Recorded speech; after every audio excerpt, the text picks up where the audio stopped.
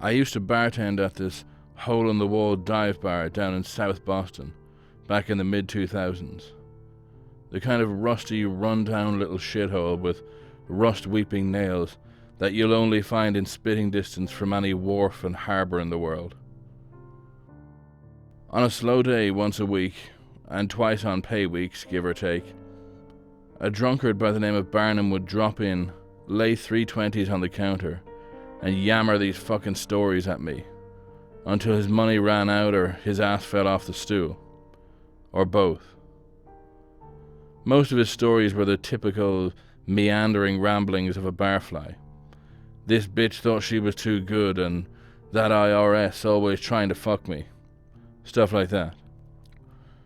But he always put back enough cheap whiskey for a Scotch horse. And he tipped well and per drink. So until and unless he became completely incoherent, he had my ear most nights. One night, though, the jaundiced little fucker told a story that I had to give him some credit for. One that chilled me. Got to me a little bit, and it's the only one I remember these days. It was a Wednesday, something like that. Probably 4 in the afternoon. And Barnum had to have been on his 4th daily pour, convalescing his cashews in his fingers. He always asked me for a bowl of these salted fucking cashews we had, and he turns to me, ready to yammer the hours away. "Hey Chuck," he started, same as always, calling me far too loudly for the distance apart we'd be. "I got a good one for you, if you like a good story." And so I nodded politely, as I always did, and walked over to hear his slurred nonsense for the day. And here is what Barnum the barfly told me, to the best of my recollection. "You know, I used to be a medic in the Coast Guard back when I still lived in Miami," he began. "Not for too long, on account of when I earned my bum shoulder playing backyard tackle in the summer of '86. I told you about that, right, Chuck?" "Yeah, I musta." "Anyways, back in '84 they had me doing chopper rescues out at sea. Some poor fuckers would get their fishing boats out in storms or nasty ship fires or the like, and they'd fly us out to put people in those little baskets and haul them up into the chopper to rescue them. Hero shit, you know? We'd be out in the wind and rain and shit, getting tossed and everything. But we were friggin' badasses back then, you know? Anyways, there's one day we were out on a search and rescue, looking for this big fancy yacht. Some bigwig hedge fund zillionaire and his family had gone and gotten lost, and hadn't shown up in Bimini when they were supposed to, and we couldn't get them on the radio. They'd been missing for about 3 days, and we were told the yacht was pretty massive, like one with a crew and butlers and shit. So we were looking out for a big old son of a bitch, maybe banged up on a sandbar. But instead, we see this little life raft, the big orange polygon type, like you saw in that Tom Hanks movie with the volleyball. And we can see that there's this guy in it, as well as a dog. Chocolate lab it looked like. Well, we got the chopper down low and could see him up close. So we send one of our guys, Richie, down there in the basket. And he pulls the guy up and we load him on our stretcher. Kid was probably 25, sunbaked to shit and damn near passed out. But just as Richie turns to go back down for the dog, the kid sits up in the gurney, like goddamn Frankenstein, and grabs Rich's arm. Damn near popped his shoulder out, Richie told me, and starts just begging us to leave the dog. Just pleading with me and Rich in this rambling sort of way. "It'll kill you," he told us. And we figured maybe it became rabid out on their trip or something. I don't really know, but the guy was sunbaked like a fucking tomato and the chopper was running low on gas, so we left that dog in the raft and decided to gas back up and come back later for it. And let me tell you, Chuck, after listening to what this guy told me when we got him back to our ship, I'm glad we did it that way. Listen to this. So the guy passed out on the flight back. And back in the med bay on the Coast Guard cutter, he sits back up like he had done earlier, scaring me half to shit again, and starts asking about that fucking dog. So I tell him we left it out on the life raft, and we were planning to head back out to find it. And he says to me, "Do not bring that fucking thing back here." So I ask him if he'd been on board this yacht we'd been looking for. The Sunfarer, I think, was the name of the ship. And he says yeah, he'd been a deckhand.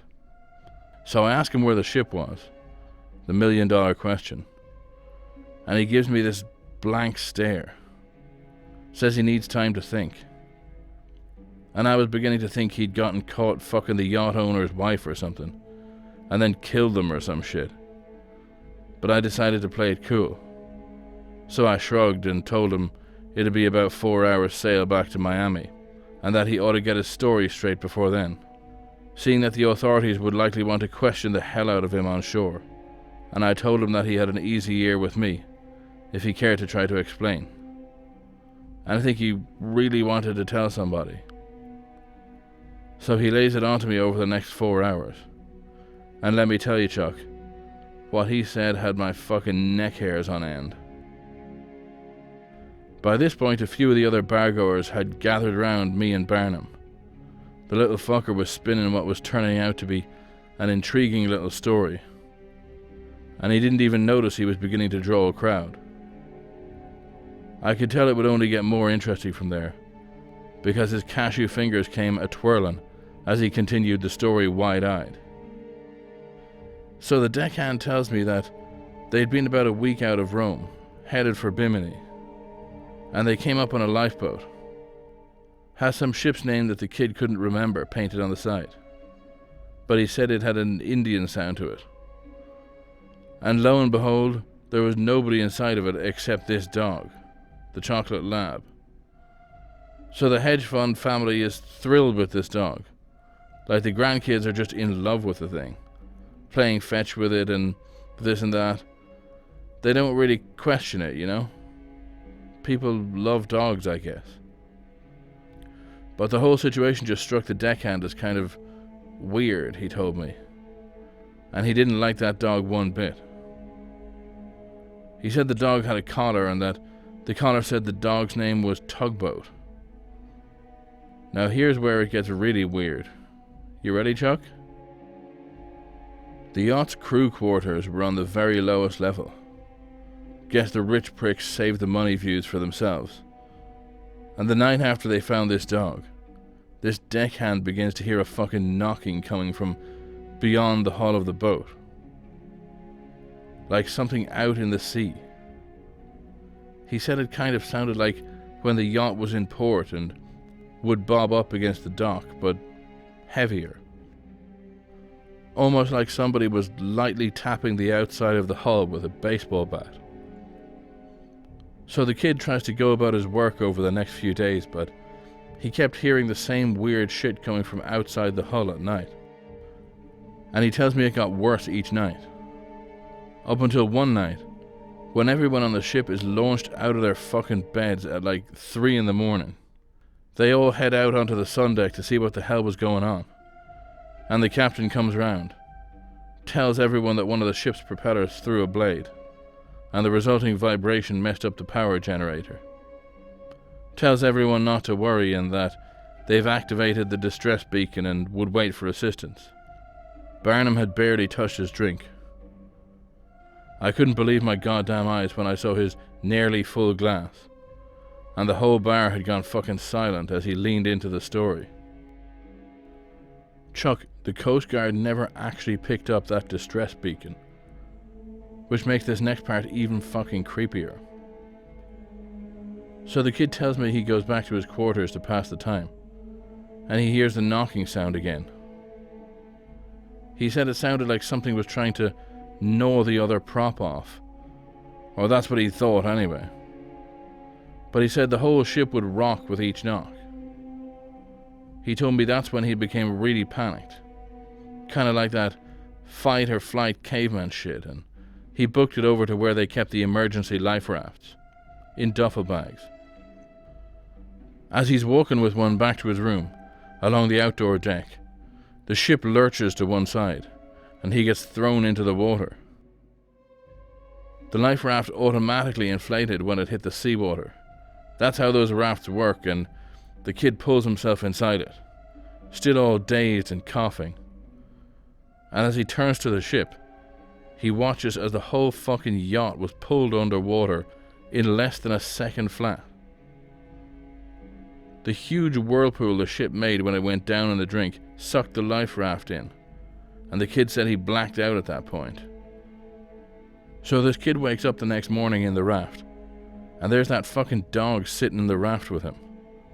The only other survivor, bone dry and tail a wagon. So then, Chuck, this kid pauses his story and he looks right fucking at me and asks in a trembling voice if I've ever heard of an anglerfish. They're these goblin little fucks that live only in the darkest, deepest ocean sea. And they hunt in this curious manner. They have a long sort of antenna-like thing coming out of their heads, and it has this little glowing ball on the end, and they sit perfectly still in the darkness of the deep ocean, with this little glowing ball stuck way far out in front of them. And they wait.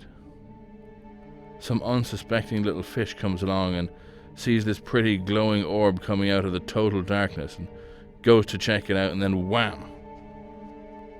The little fucker becomes codfish kebab, and the anglerfish gets another meal.